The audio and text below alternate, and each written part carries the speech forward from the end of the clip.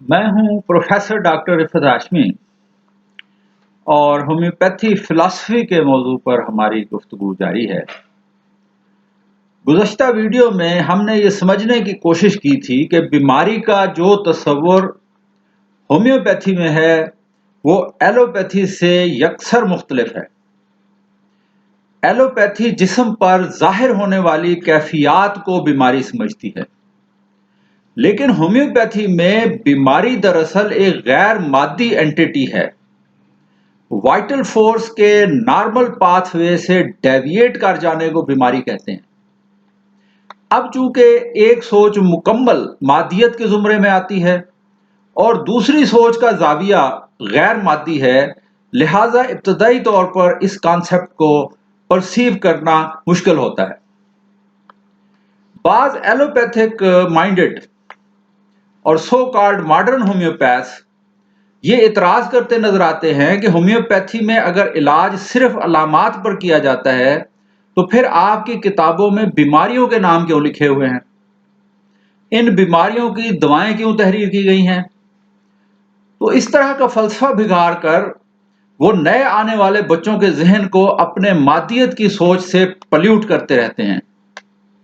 जरा इतराज मुलाहजा करें कि होम्योपैथी बीमारी का इलाज नहीं करती, तो होम्योपैथी किताबों में बीमारियों के नाम क्यों लिखे गए हैं। अब कौन इस सादगी पे मर न जाए।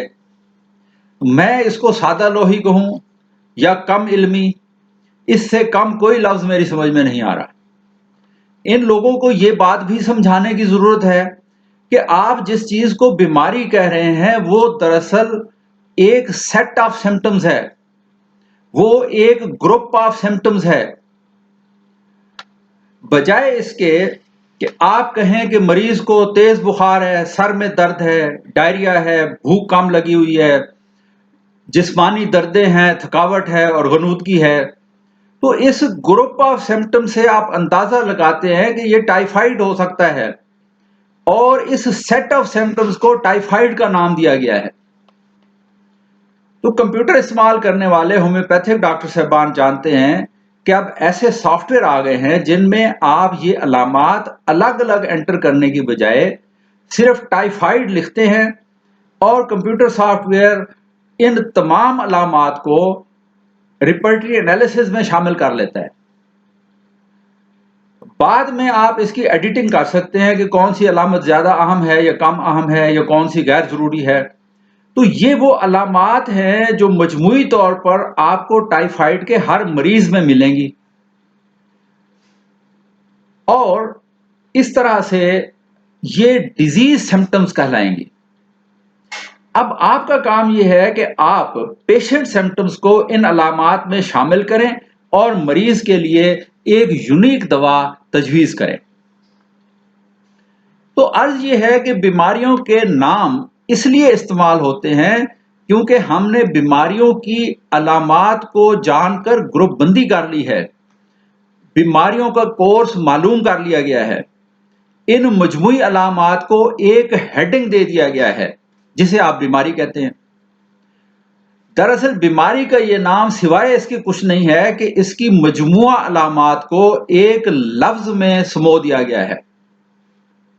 यह अलामात का मजमुआ है जिसका नाम बीमारी रख दिया गया है। आप जैसे ही दमा कहते हैं या सीओपीडी कहते हैं तो फौरन इन बीमारियों की अलामात आपके जहन में उजागर हो जाती है। आप मरीज का मुआयना करते हैं और देखते हैं कि रेल्स हैं या रोंकाई हैं, ये एक्सपायरेटरी रोंकाई हैं या इंस्पायरेटरी रोंकाई हैं, ये डिफ्यूज्ड हैं या लोकलाइज्ड हैं। तो इस तरह साइंस और सिम्टम्स की मजमूई सूरत हाल यानी बीमारी के नाम की अलामात और मरीज की जाती अलामात के मजमूए पर आप एक दवा प्रेस्क्राइब करते हैं। मुझे एक शेर याद आ गया है, लम्हा तलखिए गुफ्तार तक ले आया, वो मुझे अपने ही मेयार तक ले आया, मेरे हर झूठ को दुनिया ने सराहा लेकिन एक सच मरहलाए दार तक ले आया। दरअसल होम्योपैथिक ट्रेन्ड माइंड्स हनीमन के दौर में भी इस बात को परसीव नहीं कर सके और आज के दौर के मादियत परस्त ज़हन भी इस बात को परसीव नहीं कर सकते। होम्योपैथी फिलॉसफी की किताब के पहले पैराग्राफ का 11वां लफ्ज अभी तक समझ में नहीं आ रहा है, और बहस ये हो रही है कि आर्गेनन का 5वां एडिशन को माना जाए या 6ठे एडिशन को माना जाए, एलएमपेटेंसी इस्तेमाल की जाए या ना इस्तेमाल की जाए। पहले होम्योपैथी की बुनियाद को समझें। होम्योपैथी में बीमारी का इलाज नहीं होता है। मेरी इस बात को सुनकर कुछ एलोपैथिक माइंडेड होम्योपैथ जो है उनमें बेचैनी शुरू हो जाती है, तो आज इस बेचैनी में थोड़ा और इजाफा कर देते हैं कि होम्योपैथी में अलामात का इलाज भी नहीं होता है। अलामात वो जरिया हैं, अलामात वो लैंग्वेज है जिससे आप बीमार यानी सिक यानी मरीज का इलाज करते हैं। और मरीज जिस्म नहीं है, ये मरीज का जिस्म है। मरीज टिश्यूज नहीं है, ये मरीज के टिश्यूज हैं। सेल्स मरीज नहीं है, ये मरीज के सेल हैं। मरीज इस मादी जिस्म के अंदर बसने वाले गैर मादी को रिलेट को कहा जाता है, यानी इस जो मादी जिस्म का हुक्मरान है वो अगर सेहतमंद है तो जिस्म के किसी सेल की मजाल नहीं कि वो माल फंक्शन करे। लेकिन अगर हुक्मरान कमजोर है तो फिर कारिंदे अपनी मनमानी करने लगेंगे, कभी हेपेटाइटिस की शक्ल में और कभी कैंसर की शक्ल में और कभी ब्लड प्रेशर की शक्ल में। इन बेचारे सेलों के एंजाइम फंक्शन को सप्रेस या इनहिबिट कर देने से वक्ती फिजिकल तब्दीली तो नोट की जा सकती है, लेकिन जैसे ही आप इन ब्लॉकर्स को और इन इनहिबिटर्स को बंद करेंगे तो बीमारी आपका मुंह चुरा रही होगी। आप इन दवाओं के जरिए से इस बेचारे मरीज यानी सिक जो पहले ही कमजोर है उसके सेल्स की मनमानियों में इजाफा करते चले जाएंगे, यानी हुक्मरान का कंट्रोल खत्म हो जाएगा और इस जिस्म का कंट्रोल एलोपैथिक डॉक्टर के हाथ में आ जाएगा। वो हर सुबह और हर शाम को आपको एंटी हाइपरटेंसिव दवा देगा, कोई एंटीबायोटिक देगा, कोई एंटी डायरियल दवा देगा, कोई एंटी एलर्जिक दवा देगा, एंटी डायबिटिक दवा देगा और इस जिस्म पर अपनी गिरफ्त मजबूत करता चला जाएगा। इलाज का झांसा देकर हुक्मरान से उसकी हुकूमत छीन ली जाएगी और इस्तेमार के हाथ में दे दी जाएगी। होम्योपैथी की इब्तदाई क्लासों में ही यह बताया जाता है कि एक होम्योपैथी डॉक्टर का प्री रेक्विजिट नॉलेज क्या होना चाहिए। आर्गेनन के गालबन तीसरे पैराग्राफ में खुद डॉक्टर हनीमन ने बताया है कि एक हीलिंग आर्ट के ट्रू प्रैक्टिशनर के पास कैसा नॉलेज होना चाहिए।